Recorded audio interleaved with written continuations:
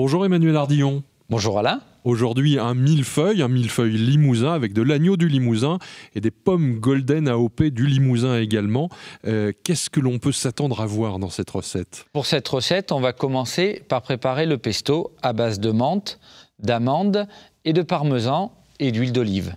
On passe le tout au mixeur et on obtient notre pesto. Arrive la première structure du millefeuille avec des tranches de pommes. Voilà, cette pomme AOP du Limousin qu'on va couper en rondelles pour faire notre millefeuille. La deuxième pomme servira, elle, pour la décoration. On va donc la tailler en petits cubes. On va traiter les pommes tout de suite avec un élément qui leur convient bien, le beurre. Nous allons donc passer toutes nos rondelles de pommes au beurre en attendant que le beurre soit bien mousseux et faire attention à la coloration de la pomme. Même traitement pour les cubes. Tout à fait, les cubes sont passés au beurre mousseux aussi, toujours en faisant bien attention à la coloration. Arrive le moment de s'intéresser à notre tranche de gigot.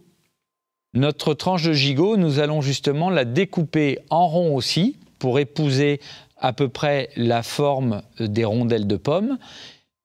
Et nous allons ensuite les saisir à la poêle à l'huile d'olive.